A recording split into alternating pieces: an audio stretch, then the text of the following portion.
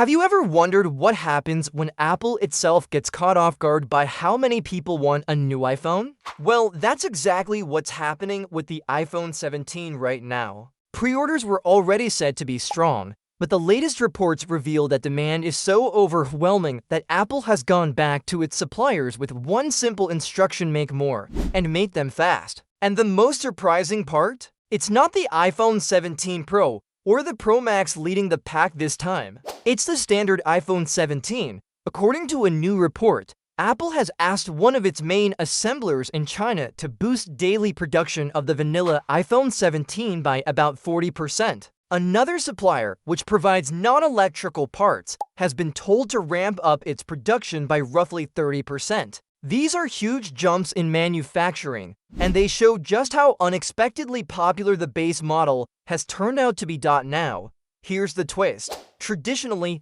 it's the Pro models that dominate early sales and bring Apple the most profit. For years, those higher-end versions have been the company's golden ticket, often outpacing the regular models during launch season. But this year, things look different. The surge in demand for the standard iPhone 17 could mean that the Pro and Pro Max models aren't selling as well as usual. If that's true, it might hurt Apple's revenue and profit margins for the September quarter, since the base model is cheaper. Apple has split its production this way. About 25% goes to the iPhone 17, 10% to the new iPhone Air, and 65% to the Pro and Pro Max versions. If fewer people buy the pricier ones, Apple may feel the pinch.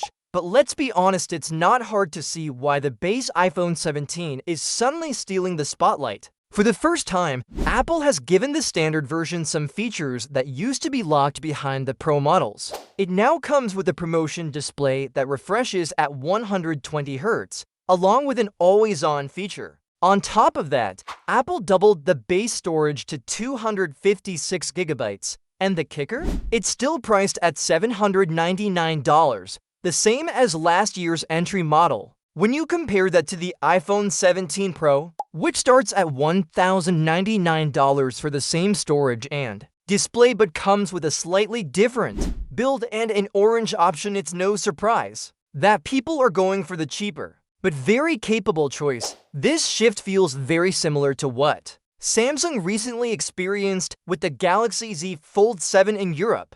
Once you finally give customers real, meaningful upgrades without jacking up the price, they reward you with sales. And Apple is now seeing that same reaction with the iPhone 17. Of course, this doesn't mean the Pro models are suddenly irrelevant. There are still plenty of people who want the best cameras, premium finishes, and every extra Apple can throw in. But the fact that the vanilla iPhone 17 is this popular shows something important. People are tired of paying a premium just to access features that should have been standard in the first place. At the end of the day, Apple raising production is great news for everyday buyers. It means you're less likely to face delays if you order the iPhone 17 now. And it also sends a clear message to Apple's own team: when you treat the entry model seriously and give it the upgrades it deserves, people respond in a big way.